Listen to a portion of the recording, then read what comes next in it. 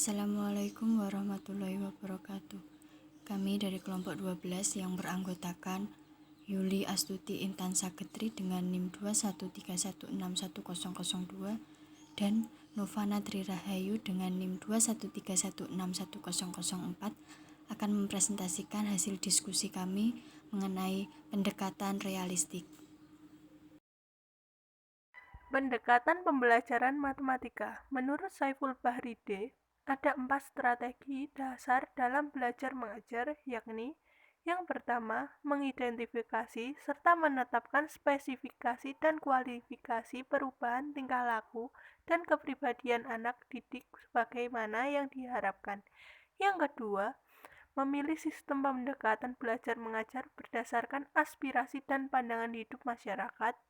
Yang ketiga, memilih dan menetapkan prosedur, metode, dan teknik belajar mengajar yang dianggap paling tepat dan efektif sehingga dapat dijadikan pegangan oleh guru dan dalam menunaikan kegiatan mengajarnya. Yang keempat, menetapkan norma-norma dan batas minimal keberhasilan atau kriteria serta standar keberhasilan sehingga dapat dijadikan pedoman guru dalam melakukan evaluasi hasil kegiatan belajar mengajar. Strategi merupakan siasat dalam pembelajaran, misalnya mengaktifkan siswa. Dalam strategi terdapat beberapa pendekatan seperti konstruktivis dan realistik. Pendekatan pembelajaran merupakan suatu pedoman mengajar yang sifatnya masih teoritis atau konseptual. Pembelajaran matematika realistik. Realistic Mathematics Education atau RME merupakan suatu pendekatan baru dalam bidang pendidikan matematika. Pendekatan ini sudah lama diuji cobakan dan diimplementasikan di Belanda. Di Indonesia, istilah ini dikenal dengan nama pembelajaran realistik matematika atau PMR. Menurut Sujadi, PMR pada dasarnya adalah pemanfaatan realita dan lingkungan yang dipahami peserta didik untuk memperlancar proses pembelajaran matematika sehingga mencapai tujuan pendidikan matematika secara lebih baik daripada masa lalu. Menurut Graffimanger, dalam pembelajaran matematika yang menggunakan pendekatan RME terdapat 3 prinsip utama, yaitu yang pertama, penemuan kembali terbimbing dan matematisasi progresif. Yang kedua, fenomenologi didaktis. Yang ketiga, mengembangkan model-model sendiri. Adapun 5 karakteristik dasar dalam pembelajaran matematika realistik. Yang pertama, digunakannya konteks nyata untuk dieksplorasi. Maksudnya, dalam kegiatan pembelajaran matematika itu dimulai dari masalah-masalah yang nyata atau bersifat real, yang berada dalam dekat dengan siswa atau sering dijumpai siswa dalam kehidupan sehari-harinya. Dari masalah nyata tersebut, kemudian siswa dapat menyatakannya ke dalam bahasa matematika.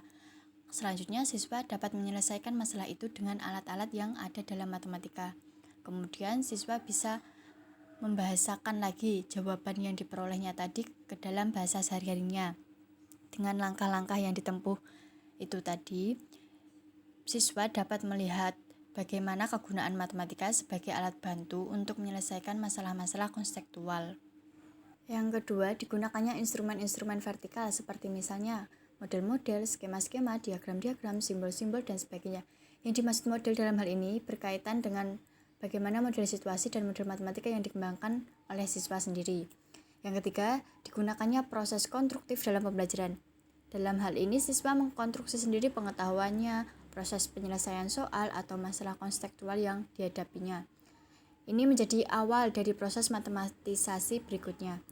Dalam pembelajaran, siswa harus aktif, mengkonstruksi sendiri pengetahuannya, bukan hanya guru yang menjelaskan kepada siswa mengenai pengertian atau konsep matematika, tetapi peran guru sebagai fasilitator dan motivator.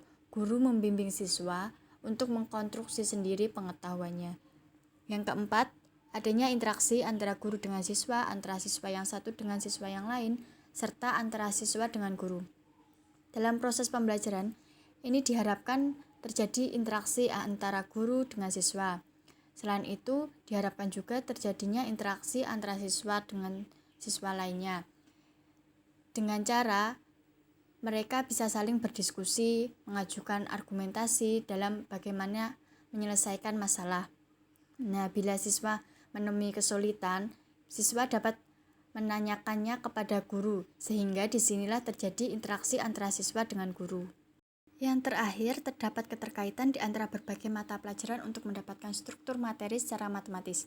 Dalam hal ini, pokok bahasan dalam materi pelajaran itu tidak berdiri sendiri, tetapi berhubungan dengan yang lainnya. Ciri dari pendekatan pembelajaran matematika realistik. Yang pertama, matematika itu dipandang sebagai kegiatan manusia dalam sehari-hari sehingga dapat digunakan untuk memecahkan masalah-masalah konseptual. Ini merupakan hal yang mendasar dalam pembelajaran. Yang kedua, belajar matematika berarti bekerja dengan matematika. Yang ketiga, siswa diberikan kesempatan untuk menemukan konsep-konsep matematika di bawah bimbingan guru. Yang terakhir, proses pembelajaran berlangsung secara interaktif di mana siswa menjadi fokus dari semua aktivitas di kelasnya. Kondisi ini mengubah otoritas guru yang semula sebagai validator ini menjadi seorang pembimbing dan motivator. Langkah-langkah dalam pembelajaran matematika realistik. Yang pertama, memahami masalah konseptualnya. Selanjutnya, menjelaskan masalah konseptualnya sehingga dapat menyelesaikan masalah konseptualnya. Setelah itu, dapat membandingkan dan mendiskusikan jawabannya. Yang terakhir, dapat menyimpulkan dari masalah konseptualnya. Teori belajar yang mendukung pendekatan realistik. Yang pertama ada teori Brunner. Brunner melukiskan anak-anak berkembang melalui 3 tahap perkembangan mental, yaitu enaktif, ikonik, dan simbolik. Enaktif, anak-anak dalam belajarnya menggunakan objek-objek secara langsung. Ikonik, tahap ini, kegiatan anak-anak itu mulai menyangkut mental yang merupakan gambaran dari objek-objek. Yang terakhir, simbolik. Tahap ini, anak mulai memanipulasi simbol-simbol secara langsung dan tidak lagi ada kaitannya dengan objek-objek. Yang kedua ada teori Piaget. Piaget mengemukakan bahwa perkembangan intelektual didasarkan pada 2 fungsi, yaitu organisasi dan adaptasi. C. Teori Vygotsky. Teori Vygotsky menekankan pada hakikat sosiokultural pembelajaran, yaitu siswa belajar melalui interaksi dengan orang dewasa dan teman sebaya. Teori Vygotsky ini sejalan dengan karakteristik pembelajaran matematika realistik, yaitu menggunakan masalah kontekstual, menggunakan model, menggunakan kontribusi siswa, terdapat interaksi, dan terdapat keterkaitan. Pertanyaan yang pertama, apakah pendidikan matematika realistik merupakan pendekatan yang baik dalam pembelajaran matematika? Dan mengapa guru menggunakan pendekatan matematika realistik atau PMR? Jawabannya yaitu, dengan adanya penerapan pendekatan matematika realistik ini akan membantu siswa untuk belajar bagaimana cara agar dapat memecahkan masalah yang ditemukan dalam kehidupan sehari-hari, sehingga membuat siswa lebih aktif dan tentunya keaktifan siswa akan mempengaruhi belajar. Pertanyaan yang kedua, apa saja kekurangan dan kelebihan dari pendekatan realistik? Jawabannya yang pertama, kelebihan pendekatan realistik. 1. Karena membangun sendiri pengetahuannya, maka siswa tidak pernah lupa. Yang kedua, suasana dalam proses pembelajaran menyenangkan karena menggunakan realitas kehidupan sehingga siswa tidak cepat bosan untuk belajar matematika. Yang ketiga, siswa merasa dihargai dan semakin terbuka karena sikap belajar siswa ada nilainya. Yang keempat, memupuk kerjasama dalam kelompok. Yang kelima, melatih keberanian siswa karena siswa harus menjelaskan jawabannya. Yang keenam, melatih siswa untuk terbiasa berpikir dan mengemukakan pendapat. Yang terakhir yaitu mendidik budi pekerti. Selanjutnya, kelemahan dari pembelajaran matematika realistik ini yang pertama yaitu karena sudah terbiasa diberi informasi terlebih dahulu, maka siswa masih kesulitan dalam menemukan jawaban sendiri. Yang kedua, membutuhkan waktu yang lama.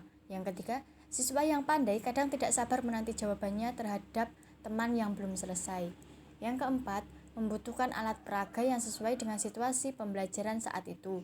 Yang terakhir, belum ada pedoman penilaian sehingga guru merasa kesal dalam evaluasi atau memberi nilai. Sekian presentasi dari kelompok kami. Bila ada kurang lebihnya mohon dimaafkan.